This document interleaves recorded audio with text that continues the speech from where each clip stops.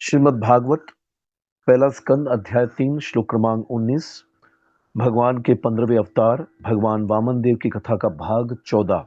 स्कंद 8 अध्याय 21 श्लोक क्रमांक 1। श्री शुक उवाच सत्यं समीक्ष्याब्ज भवो नखेन्दुभिर्हतस्वधाम द्युतिराव्रतो अभ्यगात् मरीचिमिश्रा ऋषयो बृहद्व्रताः सनंदनाद्या नरदेव योगिनः।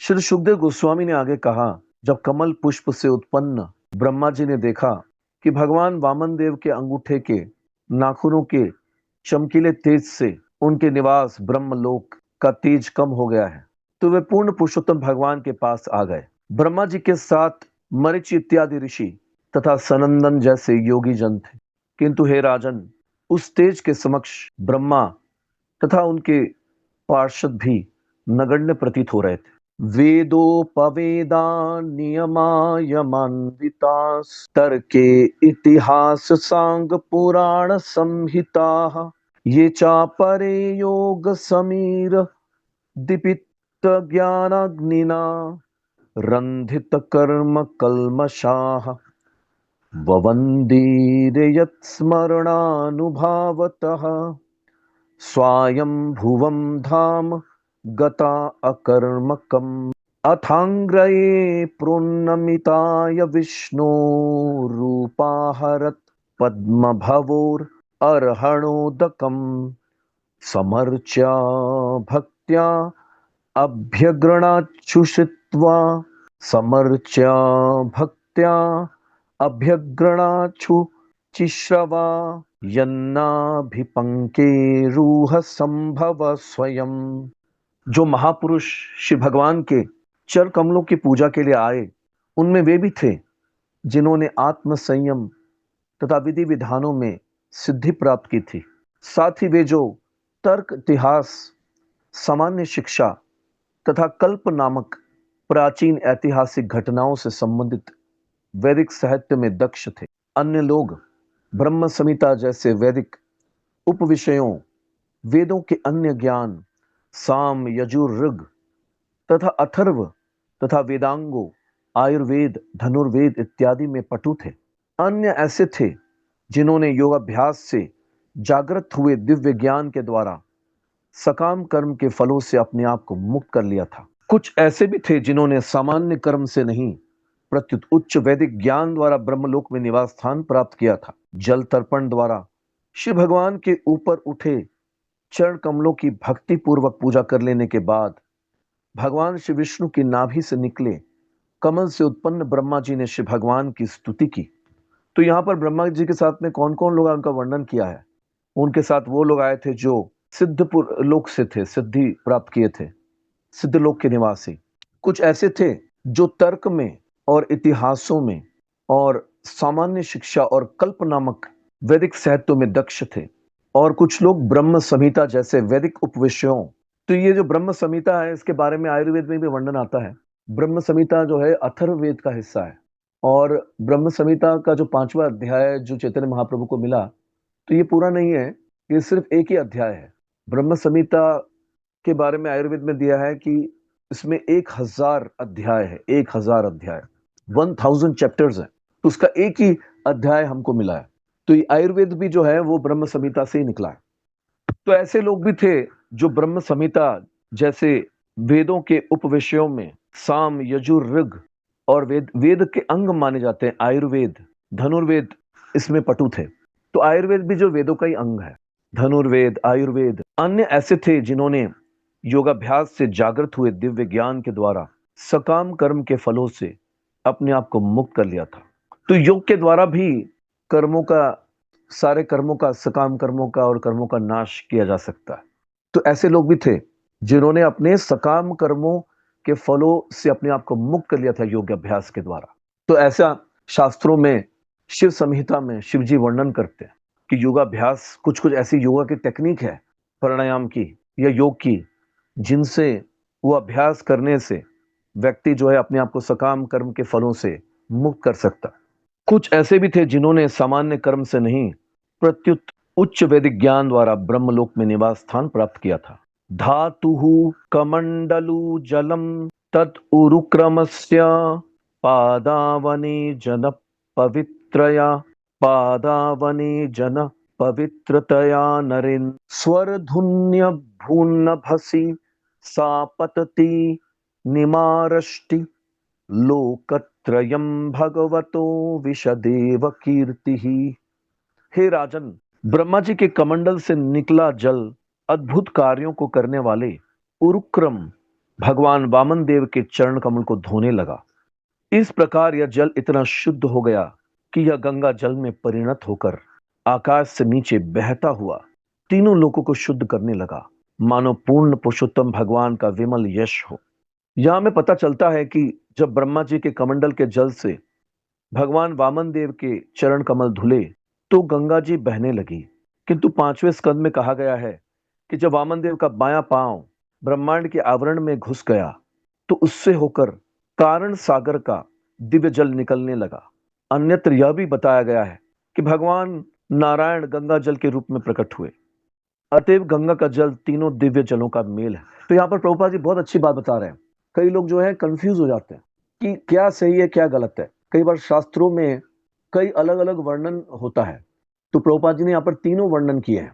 तो प्रभुपाद बता रहे हैं कि गंगा जल के बारे में 3 अलग अलग जगह पर वर्णन किया गया है। एक जगह पर 5वें स्कंद में वर्णन है कि भगवान के पैरों के नाखून से जब ब्रह्मांड के 5 आवरणों में छेद हुआ तो कारण समुद्र का जल जो ब्रह्मांड में प्रवेश किया भगवान के नाखून को धोकर वो नीचे आया, वो गंगा जल है।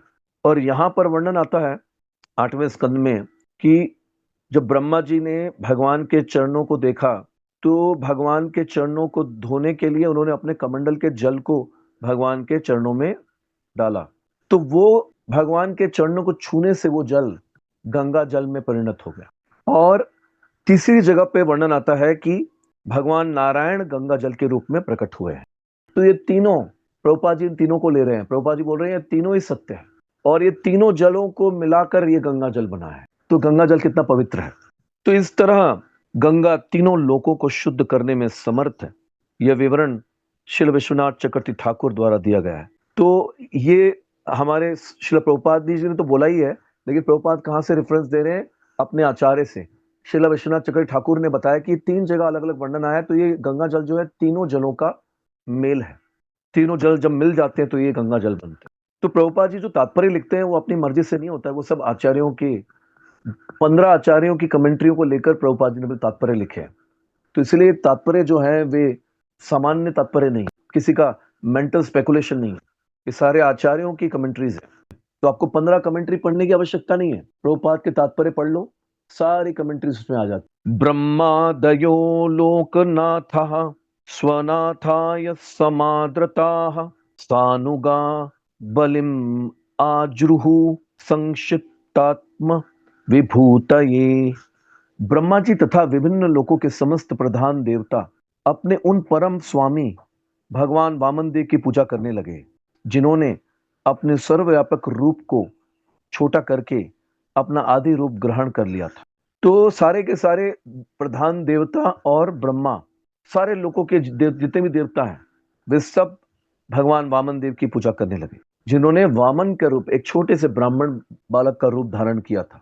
और उन्होंने पूजा की सारी सामग्री एकत्रित की। सर्वप्रथम वामन देव ने अपना विस्तार विराट रूप में किया और फिर वे अपने मूल वामन रूप में आ गए। इस तरह उन्होंने भगवान श्री कृष्ण जैसा ही किया। उन्होंने अर्जुन के समक्ष पहले अपना विराट रूप प्रकट किया था और बाद में भगवान श्री कृष्ण का आदि रूप ग्रहण कर लिया था। श्री भगवान इच्छानुसार कोई भी रूप धारण कर सकते हैं, लेकिन उनका आदि रूप श्री कृष्ण का होता है। कृष्णस्तु भगवान स्वयं एते चांश कला पुंसः कृष्णस्तु भगवान स्वयं इंद्रारी व्याकुलम लोकम मृडयन्ति युगे युगे।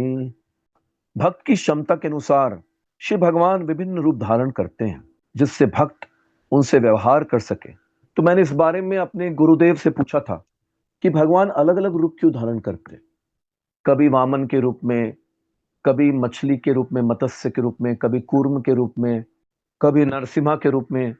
तो गुरुदेव ने बताया कि अलग अलग प्रकार के योनियों को, अलग अलग प्रकार के ब्रह्मांड के जीवों को आकर्षित करने के लिए भगवान उनकी पर्टिकुलर योनि में भी रूप धारण करते हैं। जैसे जानवरों को आकर्षित करने के लिए भगवान जो है वराह का रूप लेते हैं, कूर्म का रूप लेते हैं, नरसिम्हा का रूप लेते हैं।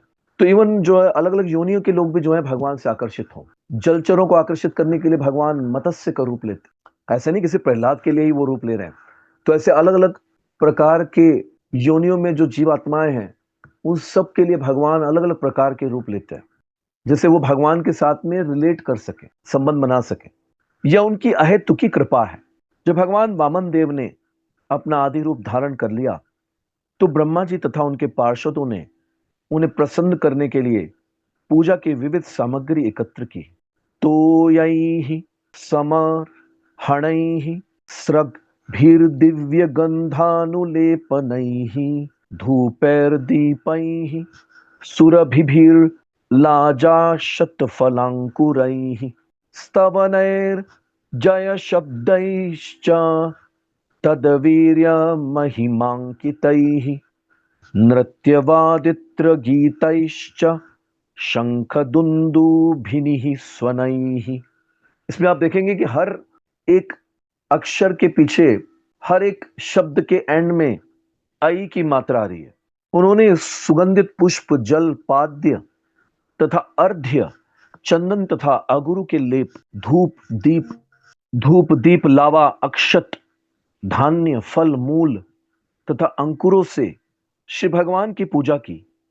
ऐसा करते समय उन्होंने श्री भगवान के यशस्वी कार्यों को सूचित करने वाली स्तुतियां की और जय जयकार किया। तो आप देखेंगे कि भगवान की पूजा कैसे करनी चाहिए, ये भी ब्रह्मा जी और देवता लोग हमको सिखा रहे हैं कि किस प्रकार की दिव्य चीजों को उन्होंने इकट्ठा किया। तो ये सारी चीजों का उपयोग करना चाहिए भगवान की पूजा के लिए। पुष्प, जल, पाद्य, अर्घ्य, चंदन, अगुरु, धूप, दीप, लावा, अक्षत, धान्य, फल, मूल और अंकुरों से श्री भगवान की पूजा की। और सिर्फ पूजा ही नहीं की, उन्होंने ऐसा करते समय श्री भगवान के यशस्वी कार्यों को सूचित करने वाली स्तुतियां की और जय जयकार किया। तो क्या करना चाहिए जब भी भगवान की पूजा करते हैं? तो भगवान के यशस्वी कार्यों को गुणगान करना चाहिए, भगवान के कार्यों का गुणगान करना चाहिए और उनकी जय जयकार करनी चाहिए। इस तरह से भगवान की पूजा करते हुए उन्होंने नृत्य किया। तो ये ऐसा नहीं कि ये नृत्य चैतन्य महाप्रभु ने अभी चालू किया, कलयुग में चालू किया है। तो ये पहले भी होता था। भगवान की लीलाओं का गुणगान करके, भगवान की पूजा करके नृत्य किया करते थे। वाद्य यंत्र बजाते थे, वाद्य यंत्र बजाया, गाया और शंख तथा दुंदुभियां बजाई। जाम्बवान रक्षराजस्तु भेरी शब्दैर्मनोजवा विजयम दिक्षु सर्वासु महोत्सवम अघोषयत। तो उस उत्सव में और कौन लोग सम्मिलित थे उनके नाम यहां पर दिए हैं। ऋक्षों के राजा जाम्बवान भी इस उत्सव में सम्मिलित हो गए। तो ये जाम्बवान जो है ना, वो कई युगों तक जीवित रहे थे। वे त्रेता युग में भी थे, सतयुग में थे और द्वापर में भी थे। तो यहाँ पर सतयुग की लीलाएं, यहाँ पर भी जाम्बवान इस उत्सव में सम्मिलित हुए थे। अब त्रेता में हम देखते हैं भगवान राम की लीला में भी वे भगवान के साथ थे, और फिर द्वापर में जाम्बवान के साथ में भगवान कृष्ण का युद्ध हुआ था और वो 28 दिनों तक वो युद्ध चला था और भगवान कृष्ण जो है उसमें विजयी हुए और जाम्बवान ने अपनी पुत्री जाम्बवती का विवाह भगवान कृष्ण से करवाया था। उन्होंने अपनी बिगुल बजाकर सारी दिशाओं में भगवान वामन देव की विजय का महोत्सव घोषित कर दिया। तो जाम्बवान इस उत्सव में सम्मिलित हुए और उन्होंने क्या किया, उन्होंने भगवान की गुणगान करने के लिए, स्वागत करने के लिए अपना बिगुल बजाया और भगवान की विजय महोत्सव को घोषित कर दिया। महिम सर्वाम हृताम दृष्ट्वा त्रिपद्व्या जयांचया उचुः स्वभर्तुरसुरा दीक्षितस्यात्यमर्षिताः। जब बलि महाराज के आसुरी अनुयायियों ने देखा कि उनके स्वामी, जिन्होंने यज्ञ संपन्न करने का संकल्प कर रखा था, उन्होंने वामन देव द्वारा 3 पग भूमि मांगे जाने के बहाने सब कुछ गवा दिया है, तो वे अत्यधिक क्रुद्ध हुए और इस प्रकार बोले, नवायम ब्रह्म बंधुर विष्णुर्माया विनाम्बर द्विज रूप प्रतिछन्नो देव कार्यम चिकीर्षति। यह वामन निश्चित रूप से ब्राह्मण नहीं है, अपितु ठगराज भगवान विष्णु है। उसने ब्राह्मण का रूप धारण करके अपने असली रूप को छिपा लिया है और इस तरह यह देवताओं के हित के लिए कार्य कर रहा है। अनेन याचमानेन शत्रुणा वटरूपिणा सर्वस्वं नोहृतं भर्तु अन्यस्तदंडस्य बर्हिषि। हमारे स्वामी बलि महाराज यज्ञ करने की स्थिति में होने के कारण दंड देने की अपनी शक्ति त्याग बैठे हैं। इसका लाभ उठाकर हमारे शाश्वत शत्रु विष्णु ने ब्रह्मचारी भिखारी के वेश में उनका सर्वस्व छीन लिया। सत्यव्रतस्य सततम दीक्षितस्य विशेषता नानृतं भाषितुं शक्यम ब्रह्मणस्य दयावतः। हमारे स्वामी बलि महाराज सदैव सत्य पर दृढ़ रहते हैं और इस समय तो विशेष रूप से, क्योंकि उन्हें यज्ञ करने के लिए दीक्षा दी गई है, वे ब्राह्मणों के प्रति सदैव दयालु तथा सदैव रहते हैं और वे कभी भी झूठ नहीं बोल सकते।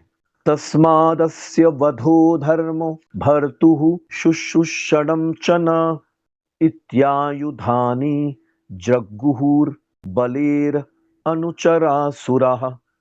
तस्मादस्य वधो धर्मो भर्तुः शुश्रूषणं च न इति आयुधानि जग्रुहुर् बलेर अनुचरासुराः। अतः इस वामन देव भगवान श्री विष्णु को मार डालना हमारा कर्तव्य है, यह हमारा धर्म है और अपने स्वामी की सेवा करने का तरीका है।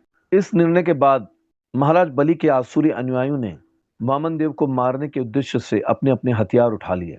ते सर्वे वामनम हंतुम शूलपट्टीश पाणया अनिच्छन्तो बलिराजन प्राद्रवंजता प्राद्रव अंजातमन्यवा। हे राजन, असुरों का सामान्य क्रोध भड़क उठा। उन्होंने अपने अपने भाले तथा त्रिशूल अपने हाथों में ले लिए और बलि महाराज की इच्छा के विरुद्ध वामन देव को मारने के लिए आगे बढ़े चले गए। तान भिद्रवतो दृष्ट्वा दितिजानि कपान नृप प्रहस्यानुचरा विष्णुः प्रत्यशेधन्नुदायुधा। हे राजन, जब श्री विष्णु के सहयोगियों ने देखा कि असुर सैनिक हिंसा पर उतारू होकर आगे बढ़े आ रहे हैं तो वे हंसने लगे। उन्होंने अपने हथियार उठाते हुए असुरों को ऐसा प्रयत्न करने से मना किया। नंदः सुनंदो अथ जयो विजय प्रबलो बल कुमुदः कुमुदाक्षश्च विश्वक्सेन पतत्रिराट जयन्तः श्रुतदेवश्च पुष्पदन्तो अथ सात्वता सर्वे नागा युतप्राणाश्चमुं ते जग्नुर आसुरीम। नंद सुनंद जय विजय प्रबल बल कुमुद कुमुदाक्ष विश्वक्सेन पतत्रिराट गरुण जयंत श्रुतदेव पुष्पदंत तथा सात्वत, ये सभी भगवान श्री विष्णु के संगी थे। वे 10,000 हाथियों के तुल्य बलवान थे और अब वे असुरों के सैनिकों को मारने लगे। तो भगवान के जो पार्षद उनके नाम दिए यहाँ पर, तो वे एक एक भगवान के पार्षद नंद सुनंद प्रबल बल कुमुद 10-10 हजार हाथियों के का बल एक भगवान के पार्षद में था। तो उनके लिए संसार के बड़े से बड़े असुर को मारना कोई बड़ी बात नहीं है। हन्यमानान् स्वकान् दृष्ट्वा पुरुषानुचरैर्बलिः वारयामास संरब्धान् काव्यशापान् अनुस्मरन्। जब बलि महाराज ने देखा कि उनके अपने सैनिक भगवान श्री विष्णु के अनुचरों द्वारा मारे जा रहे हैं तो उन्हें शुक्राचार्य जी का शाप याद आया और उन्होंने अपने सैनिकों को युद्ध जारी रखने से मना कर दिया। हे विप्रचीते हे राहो हे नेमे श्रूयताम वचा मा युद्धत निवर्ध्वम ननः कालो अयम अर्थकृत। हे विप्रचिति, हे राहु, हे नेमी, जरा मेरी बात तो सुनो। तो तुम लोग लड़ो मत, तुरंत रुक जाओ, क्योंकि यह समय हमारे लिए अनुकूल नहीं है। यह प्रभुः सर्वभूतानां सुख दुःखोपपतये तम नातिवर्तितुम दैत्याः पौरुषैरीश्वर पुमान। हे दैत्यों, कोई भी व्यक्ति मानवीय प्रयासों से उन पूर्ण पुरुषोत्तम भगवान को परास्त नहीं कर सकता जो समस्त जीवों को सुख तथा दुख देने वाले हैं। तो ये बता रहे हैं कि हम मानव जो हैं, हम चाहे राक्षस हो चाहे मानव हो, हम हैं तो पृथ्वी के वासी। तो कोई भी इस ब्रह्मांड का वासी, भौतिक संसार का वासी कैसे परम पुरुषोत्तम भगवान विष्णु और उनकी सेना को परास्त कर सकता है, तो सबको, सारे जीवों को सुख और दुख देने वाले हैं। योनो भवाय प्रागासिद भवाय दिवोकसाम स एव भगवान अद्य वर्तते तद्विपर्ययम्। सर्वोपरि काल तो पूर्ण पुरुषोत्तम भगवान का प्रतिनिधित्व करता है, और जो पहले हमारे अनुकूल और देवताओं के प्रतिकूल था, वही काल अब हमारे विरुद्ध है। तो उन्होंने कहा कि ये जो काल है ये तो भगवान का प्रतिनिधि है। भागवत के तीसरे स्कंद में भगवान कपिल माता देवहूति को बता रहे हैं कि ये भगवान के परमात्मा स्वरूप का ही एक और रूप है काल। तो काल भी भगवान का रिप्रेजेंटेटिव है। तो ये काल पहले तो हमारे अनुकूल था, लेकिन अब ये काल हमारे प्रतिकूल हो गया है। बलेन सचिवैर बुद्धया दुर्गैर मंत्रोषदाधिभिः सामाधिभिरूपायैश्च कालम नत्येति वै जना। कोई भी व्यक्ति भौतिक बल, मंत्रियों की सलाह, बुद्धि, राजनय, किले, मंत्र, औषधि, जड़ी बूटी या न किसी उपाय से पूर्ण पुरुषोत्तम भगवान के प्रतिनिधि स्वरूप काल को परास्त नहीं कर सकता। तो बता रहे हैं कि कितनी भी किसी के पास शक्ति क्यों ना हो, मंत्रियों की सलाह हो, भौतिक बल हो, बड़े बड़े राजनय किले हो, मंत्र औषधि जड़ी बूटियां हो, फिर भी कोई भी काल को परास्त नहीं कर सकता। क्योंकि काल कौन है? ये भगवान का प्रतिनिधि है। भगवान खुद ही काल है। भवद्भिर्निर्जिता हैते बहुशो अनुचरा हरिः दैवेनैर्धैस्त एवाद्य युधि जित्वा नदन्ति नः। पहले तुम सबने भाग्य द्वारा शक्ति प्राप्त करके भगवान श्री विष्णु के ऐसे अनेक अनुयायी को परास्त किया था, किंतु आज वे ही अनुयायी हमें परास्त करके शेरों की तरह उल्लास से दहाड़ रहे हैं। भगवत गीता में हार या जीत के 5 कारण बताए गए हैं। इन 5 में से दैव सबसे अधिक शक्तिमान है। न च दैवात परम बलम। बलि महाराज इस रहस्य को जानते थे कि वे पूर्व काल में दैव अनुकूल होने के कारण किस प्रकार विजयी हुए थे। चूंकि वही दैव अब उनके अनुकूल नहीं था, अतः उनकी विजय की कोई संभावना नहीं थी। इस प्रकार उन्होंने बड़ी बुद्धिमानी से अपने अनुचरों को लड़ने से वर्जित किया। तो ये भगवान के भक्त हैं, बलि महाराज महाजन, जिनको सब पता है, सारी फिलॉसफी पता है कि भगवान और उनकी सेना को कोई नहीं हरा सकता इस संसार में। तो इसी के बारे में भागवत के 10वें स्कंद में वर्णन आता है। श्रील प्रभुपाद जी का प्रवचन है। वे बताते हैं कि भगवान को जब गोलोक में और वैकुंठ में प्रस्थान करना था, तो भगवान का जो यदुवंश था, वो यदुवंश भगवान ने 16,108 विवाह किए और हर पत्नी से 10 पुत्र पैदा किए, और फिर उन 10 पुत्रों ने भी 10 पुत्र पैदा किए। तो भगवान के लाखों करोड़ों जो है उनकी वंशावली थी। तो इतना बड़ा यदुवंश था। तो भगवान के पुत्र जो है वो भगवान के पार्षद से कम नहीं है। एक एक पार्षद 10,000 हाथियों के बराबर है। तो भगवान के इस यदुवंश को इस ब्रह्मांड में कौन हरा सकता? अब भगवान को तो अपनी लीला समेटनी थी, समाप्त करनी थी। तो प्रभुपाद जी बताते तो करेंगे क्या? तो ऋषि मुनियों का शाप दिलवाकर, उनको आपस में ही लड़वाकर, यदुवंशियों को आपस में लड़वाकर भगवान ने उनको सबको मरवाया और अपनी लीला को समेटकर अपने धाम वापस चले। लेकिन कुछ लोग क्या बोलते, देखो भगवान को भी मरना पड़ा, उनके यदुवंश को भी समाप्त होना पड़ा, हर एक को मरना पड़ता है। तो ये मूर्ख लोग हैं, वो समझ नहीं पाते। प्रभुपाद ने बताया यहाँ पर इस प्रवचन में कि भगवान को ये लीला करनी पड़ती है, क्योंकि भगवान की लीला का समय होता है, कितने समय तक ही लीला है, फिर भगवान को दूसरे ब्रह्मांड में लीला करनी होती है। हर ब्रह्मांड में भगवान की लीलाएं चलती हैं। तो इस ब्रह्मांड की लीला समाप्त करनी है, तो कैसे होगा? पूरे यदुवंश को कोई मार ही नहीं सकता। तो ये सब भगवान ऐसी लीला करते हैं। तो इस प्रकार से बलि महाराज को पता है कि भगवान को कोई या उनकी सेना को कोई नहीं हरा सकता, भगवान के वैकुंठवासी पार्षदों को कोई हरा नहीं सकता। तो इसलिए और जीवन में हमेशा विजय तो प्राप्त नहीं होगी, कभी पराजय कभी विजय। मात्रा स्पर्शास्तु कौन्तेय शीतोष्ण सुख दुःखदा आगमापायिनो अनित्यास ताम तितिक्षस्व भारत।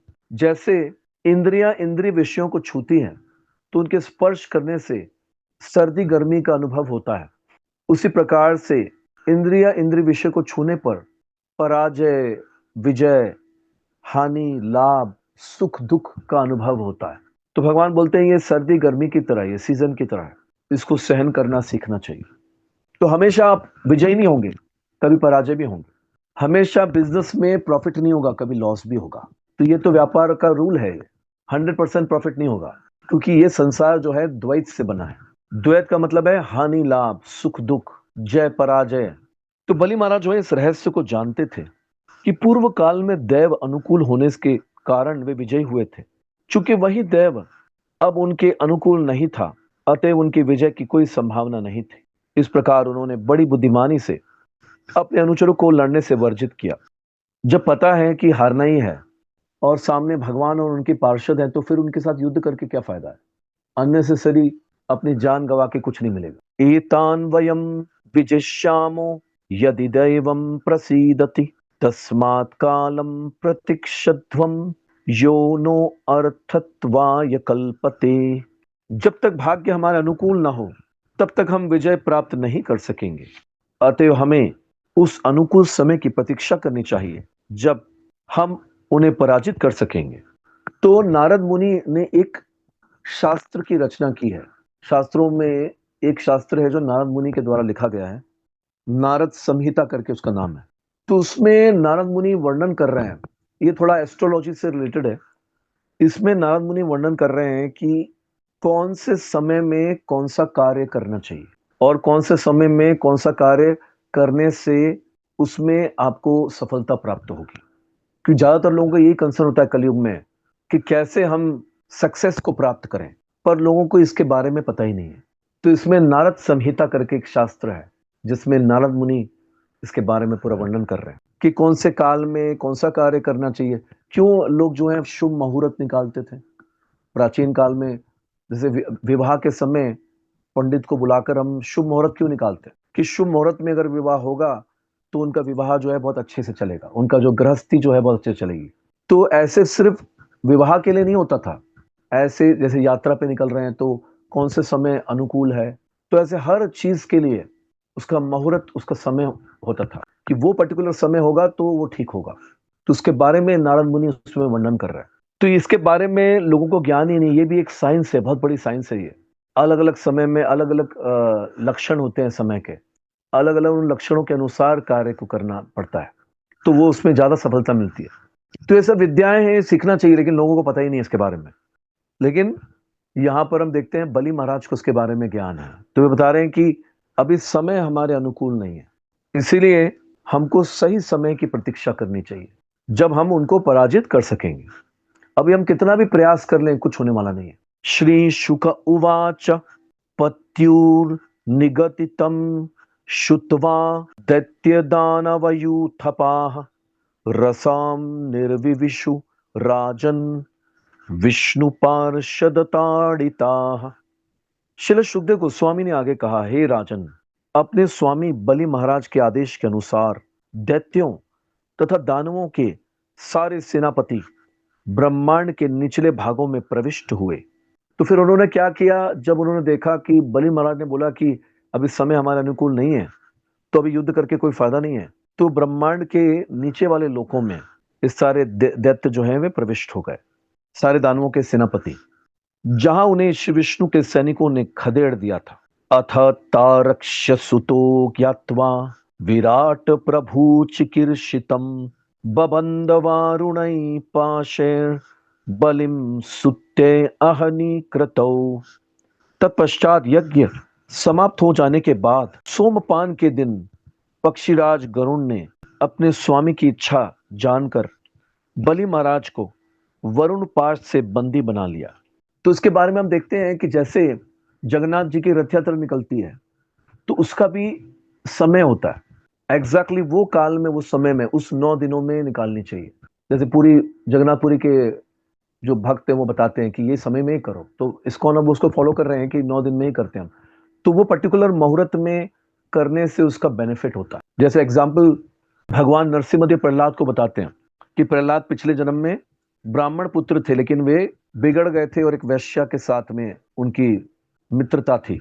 तो वैश्या के साथ प्रेम करते थे और एक दिन वैश्या और उनके बीच में लड़ाई हो गई और उस दिन उन्होंने कोई भोजन नहीं किया, उपवास कर लिया।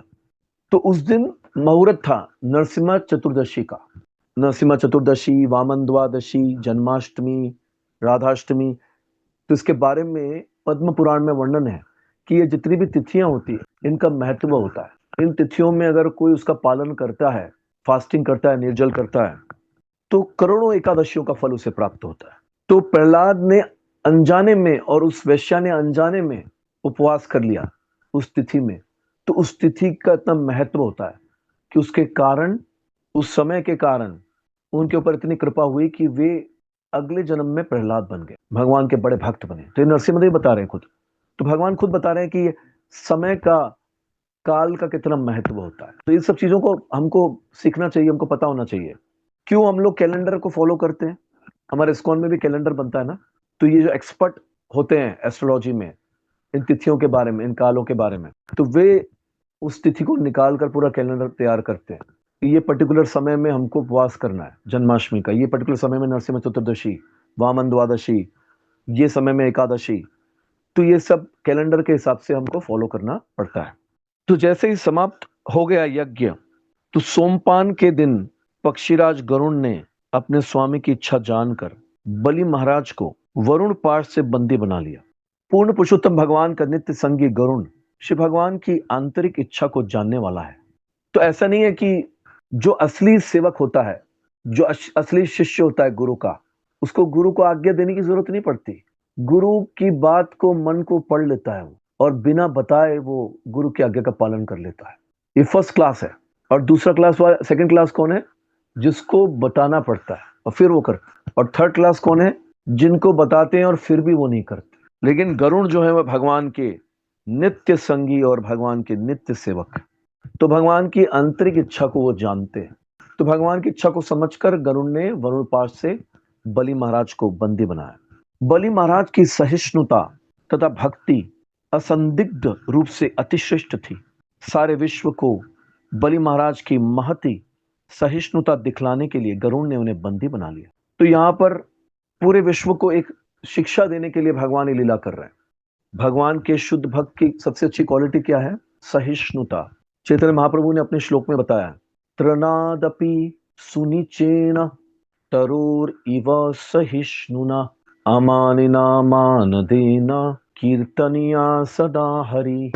तो हिज होलीनेस गौर गोविंद महाराज इस पे प्रवचन दे रहे हैं इस श्लोक पे, और वो बता रहे हैं कि सहिष्णुता का एग्जाम्पल है एक तो हरिदास ठाकुर, जिनको 22 बाजारों में मुस्लिमों द्वारा पीटा गया, और 22 बाजारों में पीटने के बाद भी उन्होंने हरे कृष्ण मंत्र नहीं छोड़ा। हरे कृष्ण मंत्र का जप कीर्तन कर रहे थे वे। तो ये सहिष्णुता का उदाहरण है। और दूसरा सहिष्णुता का उदाहरण हिज होलीनेस गौर गोविंद महाराज बलि महाराज का देते हैं कि बलि महाराज ने अपना सब कुछ दे दिया, अपने कुल गुरु शुक्राचार्य के अगेंस्ट जाकर उनकी आज्ञा का पालन नहीं किया, अवज्ञा करके उन्होंने भगवान वामन देव को अपना सब कुछ दे दिया। लेकिन भगवान ने 2 कदमों में ही सब कुछ, पूरे ब्रह्मांड को माप लिया। अब तीसरा कदम रखने की कोई जगह ही नहीं है, तो वे अपने वचन को पूरा न कर सके। इसीलिए बलि महाराज को गरुण के माध्यम से बंदी बनवाया और लोगों को शिक्षा देने के लिए ये लीला की कि भगवान जब परीक्षा लेते हैं हमारी सहिष्णुता की, तो हमको सहिष्णु होना चाहिए। इतना सब कुछ करने के बाद भी उन्हें बंदी बनाया गया, वरुण पाश से बांधा गया, लेकिन फिर भी बलि महाराज ने कुछ नहीं किया। ऐसे नहीं कि बलि महाराज जो है भगवान से क्रोधित हो गए, भगवान के विरुद्ध हो गए, नहीं। ये उनकी सहिष्णुता की परीक्षा ली जा रही थी कि भक्तों को कितना सहिष्णु होना चाहिए। कोई और होगा तो बोलेगा, अरे मैंने इतना सब कुछ दे दिया फिर भी भगवान ऐसा कर रहे हैं, अपने गुरु के अगेंस्ट गया फिर भी भगवान मुझे बंदी बना रहे हैं। लेकिन बलि महाराज ने कुछ नहीं कहा।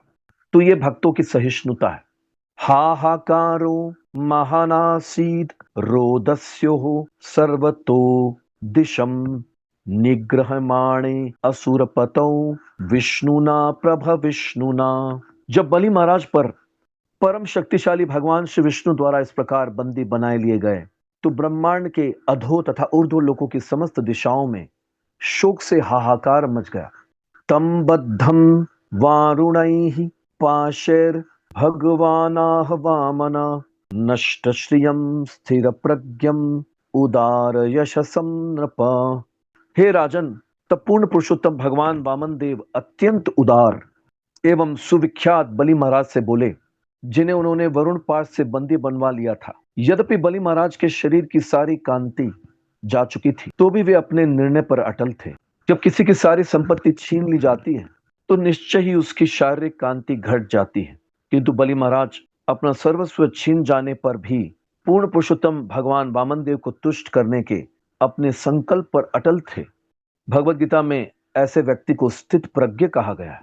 स्थित प्रज्ञस्य का भाषा स्थितदिहि किम प्रभाषेत। अर्जुन पूछते हैं कि स्थित प्रज्ञ की क्या भाषा है। तो यहां प्रभुपाद जी बता रहे हैं कि ये उदाहरण है स्थित प्रज्ञ का।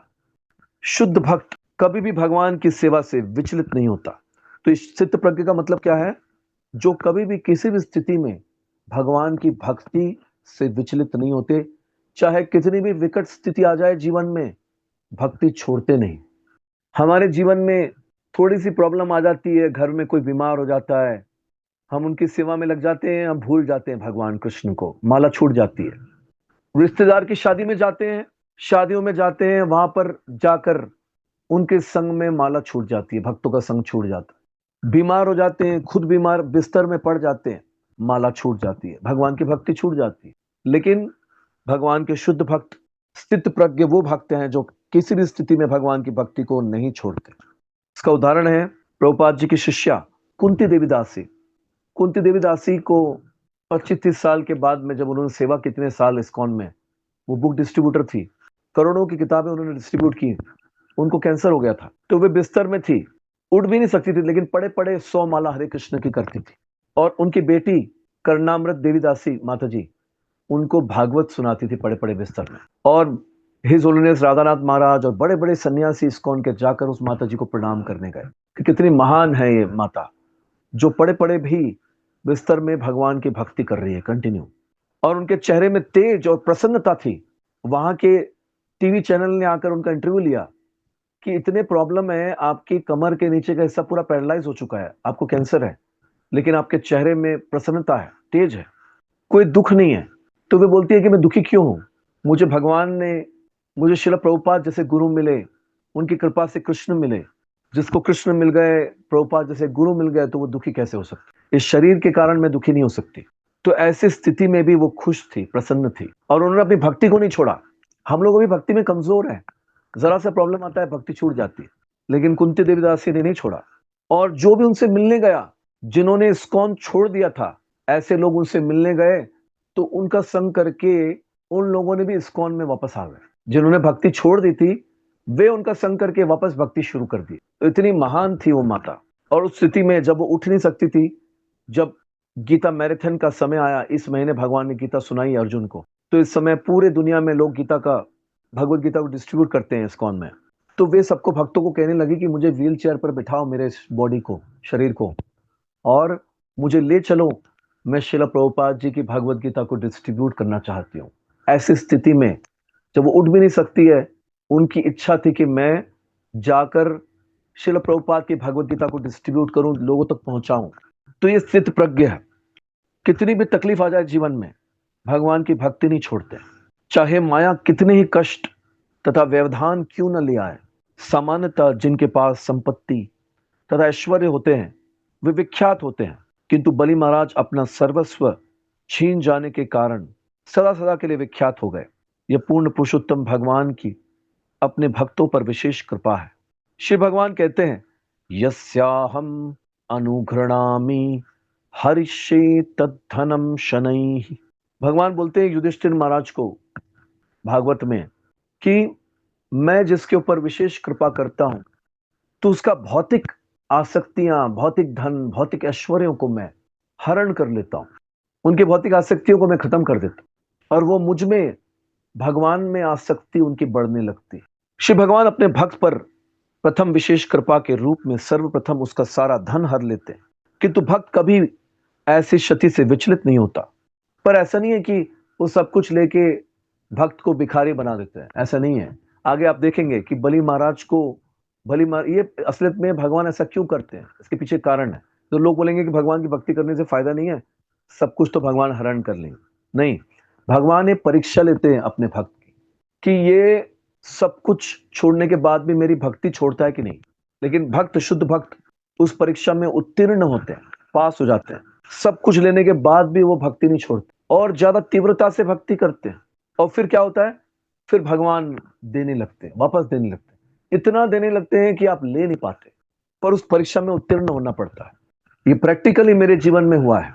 मेरे जीवन में भी बलि महाराज की तरह सब कुछ खत्म हो गया। तो मैंने अपने गुरु महाराज को बताया कि बलि महाराज जैसी स्थिति मेरी भी हुई है, भगवान ने कृपा की और मेरा सब कुछ हरण कर लिया। तो गुरु महाराज ने कहा कि स्पेशल भगवान की कृपा है आपके ऊपर, आप बलि महाराज की तरह पूरा सरेंडर कर दो। और जब मैंने पूरा सरेंडर किया गुरु और भगवान कृष्ण को, तो फिर भगवान देने लगे, देने लगे, देने लगे, इतना देने लगे कि मैं ले भी नहीं सकता। तो इसीलिए ये परीक्षा होती है, इस परीक्षा से हमको घबराना नहीं है और भक्ति में स्थित प्रज्ञ की तरह लगे रहना है, विचलित नहीं होना है। मैंने और तीव्रता से भक्ति करने लगा बलि महाराज की तरह, और फिर भगवान की कृपा होने लगी। बस सेवा में डटा रहता है और श्री भगवान उससे एक सामान्य व्यक्ति की आशाओं से कहीं बढ़कर पुरस्कार प्रदान कर। अब देखो प्रभुपाद एंड में दे रहे हैं कि पहले परीक्षा होती है, सब कुछ हरण कर लेते हैं, और जब वो परीक्षा में उत्तीर्ण हो जाता है तो फिर भगवान उसे पुरस्कार देते, क्योंकि ये भगवान चाहते हैं कि वो सब कुछ छोड़कर उनको सरेंडर करे। सर्वधर्मान् परित्यज्य मामेकं शरणं व्रज, अहम त्वाम सर्व पापेभ्यो मोक्षयिष्यामि मा शुचा। सब कुछ, सारे धर्मों का त्याग करके मेरी शरण में आ जाओ तो मैं आपका ध्यान रखूंगा। मोक्षयिष्यामि मा शुचा, डरने की जरूरत नहीं है। जब हम पूरी तरह से भगवान की शरण में आ जाते हैं, जैसे एग्जाम्पल, एक छोटा बालक है, जब वो अपने माता पिता की शरण में आ जाता है पूरी तरह से कि मैं आपके शरण में हूं, तो माता पिता उसका ध्यान रखते हैं। जब तक कि वो इंडिपेंडेंटली कार्य करता है तो माता पिता उसको छोड़ देते हैं। तो जब तक हम अपने इंडिपेंडेंटली कार्य करते हैं कि मैं सब कुछ कर लूंगा, मुझे जरूरत नहीं भगवान की, तो हमारे जीवन में उतार चढ़ाव आते रहते हैं। लेकिन अपना सब कुछ त्याग कर सब कुछ भगवान की शरण में लगा दिया आपने, एक बालक की तरह भगवान की पूर्ण शरणागति ली, तो फिर माता पिता की तरह भगवान फिर हमारा ध्यान रख। पदानि त्रीणि दत्तानि भूमिर्मह्यं त्वया सुर, द्वाभ्याम क्रांता मही सर्वा, तृतीयम उपकल्पया। हे असुर राज, तुमने मुझे 3 पग भूमि देने का वचन दिया है, किंतु मैंने तो 2 ही पग में सारा ब्रह्मांड घेर लिया है। अब बताओ कि मैं अपना तीसरा पग कहां पर रखूं। तो 2 पग में ही भगवान ने पूरा ब्रह्मांड माप लिया और तीसरा पग रखने के लिए जगह नहीं है। और पहले ही शुक्राचार्य जो कि त्रिकालदर्शी थे, उन्होंने देख लिया था सब कुछ, तो उन्होंने बता दिया था अपने शिष्य को, लेकिन उन्होंने उनकी बात मानी नहीं। और वैसा ही हुआ, 2 पग में ही पूरे ब्रह्मांड को माप लिया और तीसरा पग रखने की कोई जगह नहीं। इसीलिए वचन न पूरा करने के कारण बलि महाराज को गरुड़ के द्वारा वरुण पाश से बंदी बना दिया गया।